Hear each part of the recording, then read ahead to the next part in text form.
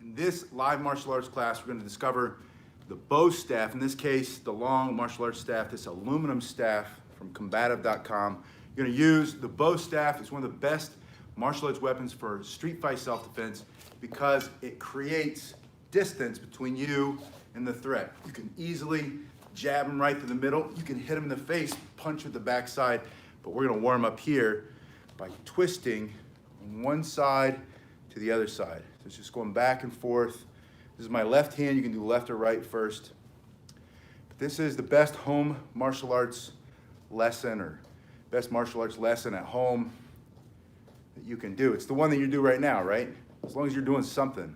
But you're going to warm up. This comes from combative.com. It's a company, they make these demonstration weapons, but this is a hard aluminum staff. It's about, I think, a little less than 1 inch in diameter. It's kind of heavy. That's why I like it. This is the middle of the week. Been working out all week. This is a nice way to stretch out my wrists. So put it in the other hand, but it's an aluminum competition bow staff from combative.com. They don't pay me anything, but they do send me some weapons from time to time. Turn it up one way and the other way. And I'll be honest, if I don't like it, I'm not gonna use it. And I'll tell you I don't like it. But that's not what this is about. We're just learning this basic level. This is the white belt curriculum. If you want to earn a belt in a weapon martial art, this is one way to do it. Just warming up the hand, keeping the joint safe from injury, getting the blood flowing. Now, I want you to go from one hand to the other hand. This is going to start to strengthen your grip, strengthen your arms, your forearms, your fingers, the wrists.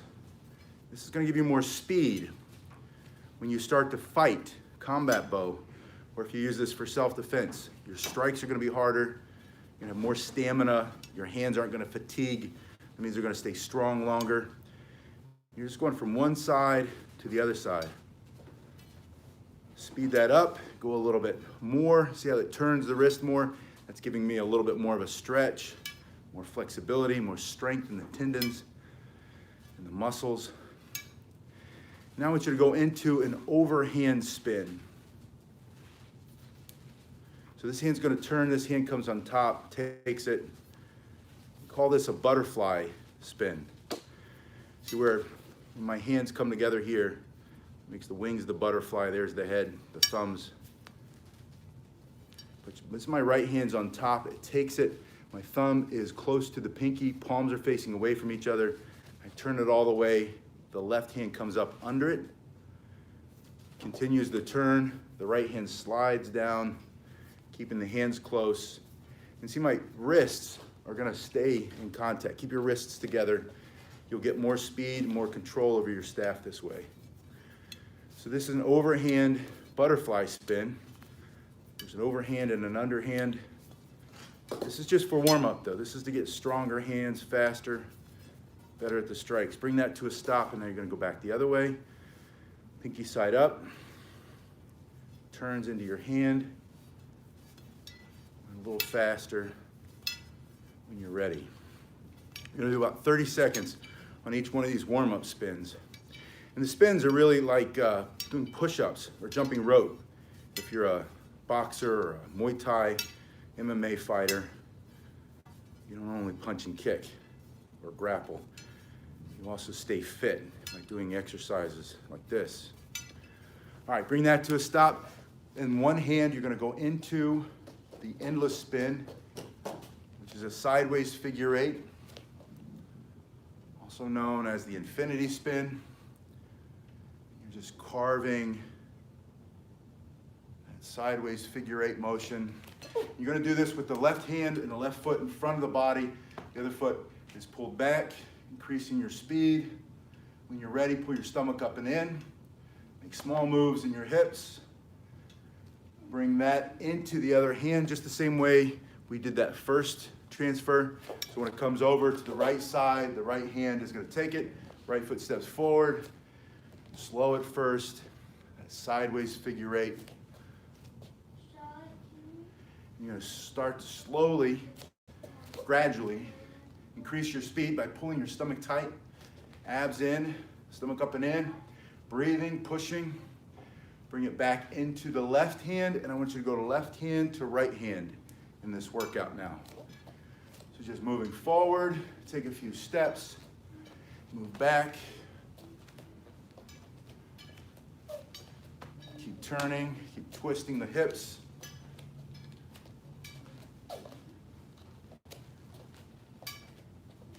And then in the left hand, you're gonna bring that to a stop and reverse that spin. So you're pulling up and over. It's the exact same figure eight, just in the opposite direction. Stomach tight. Gradually increasing your speed. When it's on the right side, or on the left side this time, you're gonna take it in the exact same way, but the difference when you're going forward, the hand transfer happens on the opposite side, goes into the right. When you go into the reverse, and the reverse is true, when the hand, this is the left hand, comes to the left side, the right goes across the body, and then your right foot steps forward, and now you're pulling in this deflecting reverse block. Spin. And in spin, it's just to get your body stronger, faster, moving quicker. When you get that, you're going to start to go from hand to hand. And moving your feet, stepping forward. This is the beginning of flow style martial arts, right? When you start to flow with your bow staff, or flow with your martial arts long staff, you have to be able to move your feet. One key is keep the stomach tight. That's going to keep you from hitting yourself so much too.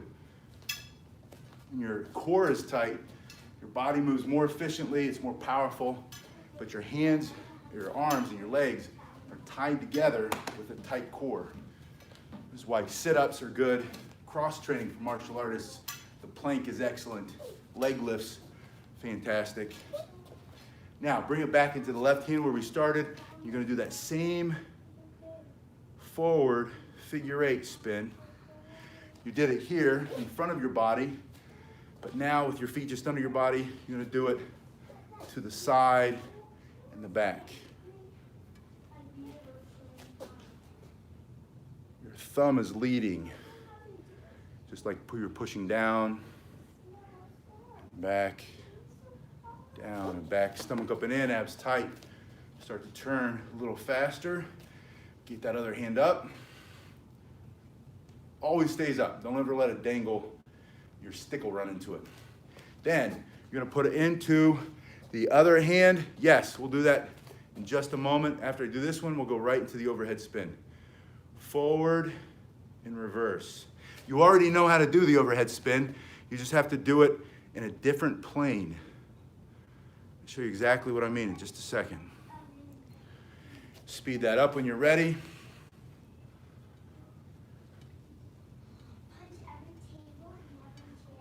Stomach tight. That's where all of your speed is going to come from. Now, you haven't done the reverse. We're going to get to the reverse after we do the overhead since you asked. I want to go back to the very beginning. You were twisting to warm up, and then you went from one hand to the other hand, from here to here, and then we went overhand. Now those three things that you did are in front of your body, right? This frontal plane. You also have, if you take that plane and just think of lines. So there's this line here, there's a line coming through your body, there's a line coming transverse across your body. That's transverse when you're pulling here. That's the best one you can do for fitness and for brain development. But when we talk about over your head, you're gonna take this same motion where you're going out and in. And that's the first thing I want you to do. Over your head, turn it out, and turn it in. Let me get closer. I'll just kneel down so you can do it without hitting the camera. From here to here. Remember, you did it here as a warm-up, so you know how to do it. You just put your hands straight up, straight up. Now, while it's up there, if you want to keep it up there and spin it, you can do the butterfly spin. Remember we did the butterfly spin here, just in front of the body? I literally just changed the plane. Now I'm doing the helicopter, or the overhead spin. Then you want to know how to do it over your head and behind your back. That's always the next question. If I start here and I go down behind my back, so it's straight up and down like a tree, And then my other hand is just gonna come under. There are two ways to do it. I'm gonna show you my way first, or what I like to do first. I'm gonna come under it. Hello. Under, and then out. From here to here, here. And then I just have to bring it up and over my head. I know it's pretty loud, right? That's the only problem with the metal staff. They get loud. All right, so if I go over my head, I'm over here. If I go out from one side to the next, we did that. Then when it's here, I just drop my arm. I continue to turn. See my wrist turning? I grab it, pull it out. My arm just goes up over my head, and I take it to the other side, over my head, and I know you can't see my legs, but I'm bent in the horse riding stance. If I bring it behind my back, then I look like Darth Maul. The actor Ray Park does that in the movie, right? You see that in a lot of movies. But that's all that is. Behind the back, over the head. That's just the arm lifting up while the wrist is turning. Lift it up, palm to palm, or palms facing up, pinky to pinky. Goes in the other hand, comes out, continues to turn, up, and I'm squatting, so I'm running into the floor, but that's basically it. Hello. So this is what we're doing, right? The basic spins. We had that forward figure eight beside the body. We'll come back to overhead, but then now I want to do the reverse to the side. So I'm leading with that pinky. There it is, there's a pinky. I'm pulling it up, pulling it up, pulling it up. Yeah, let's go over the back of the hand switching. We'll come back to this. Let's switch in front of the hand first, or in front of the body first. I can either grab it like this, or I can grab it, wait a minute, it would be like this,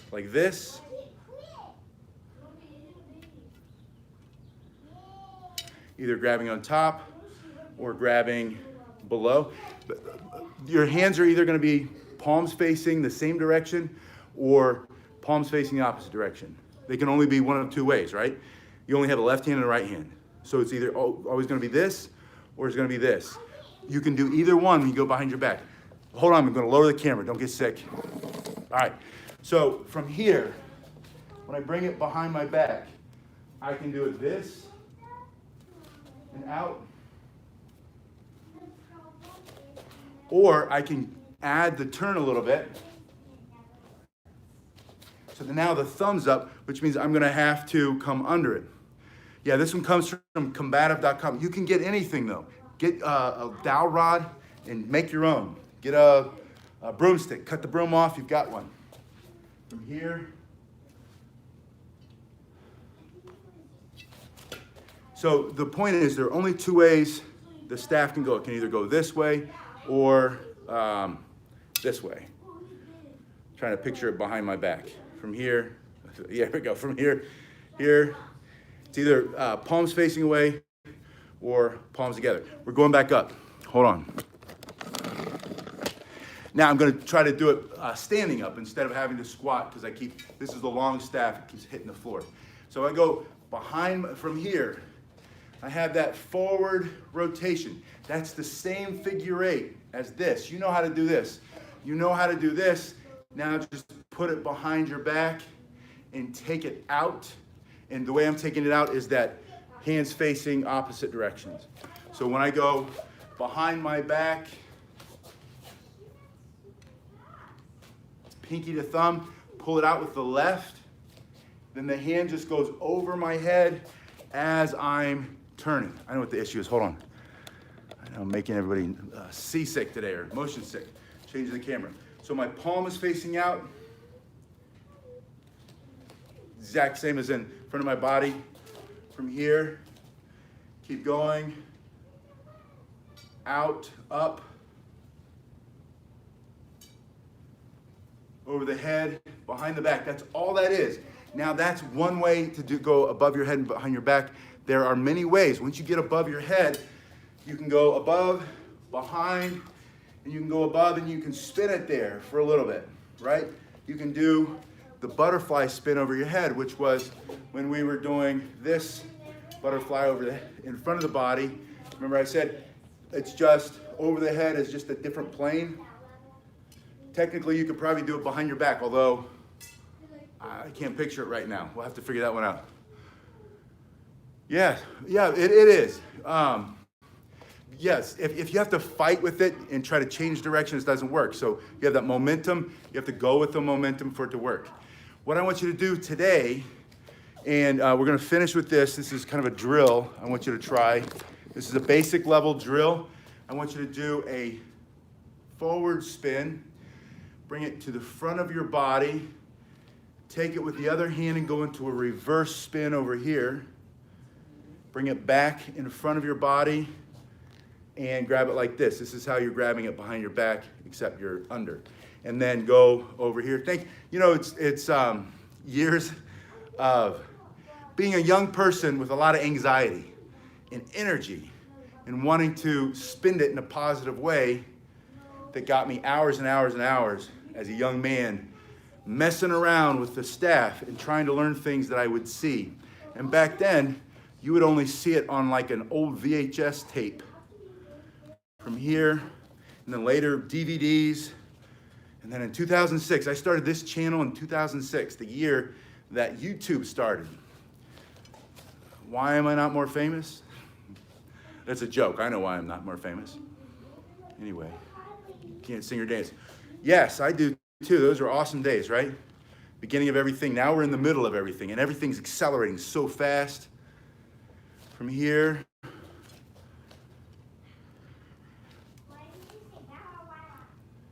that's true. A lot of them are young, but you get better with age. Your muscles get stronger, your tendons get stronger. You kind of go up and then you level off, but that doesn't mean you leveled all the way down. In some ways, there's no way I can move as fast as when I was younger, but I can hit harder, and I have better timing and distance, and I have more experience, and I know what most people are thinking before they do it, and so I can still beat most people in certain things. Does that mean I can get in the cage with Conor McGregor? No, it doesn't, right? Well, maybe, because I think I outweigh him a lot. But, and I know I still hit pretty hard. He's in a whole different weight category. But the point is, at that highest level, yeah, but the street thug, the punk, the guy who's messing around with my kids, can I defend against them? Yes. Can you? Absolutely. At any age, at every age. I don't care if you're 60, 70, 80, 90, 100. It's never too late to start martial arts. And if you're 35, it's way never too late. You got another 100 years in front of you. All right, so from here, bring it to the other side, grab it over the top, bring it behind your back, bring it back to the front, bring it behind your back, bring it around, bring it around to the front, and then you're in the reverse here, and then play around with it a little bit, bring it over to the other side, behind your back, over your head, behind your back, run into a thing that doesn't move there, try not to hit your kid as he walks by. All that's happening right now. And then you're moving, and then you figure out. One other thing I want you to see before we go, because I did want to put this in the drill, you're going to do this figure eight here forward, and then instead of putting it in the other hand, simply turn your body and do that same figure eight over here. Turn your body and bring it back. Reverse over here, turn your body, and play around with these moves. See what it feels like, because now you're changing. You're doing the same exact forward spin. Momentum, like you said. This is that momentum spin, and then just by turning it to the other side of my body, it's now in the reverse.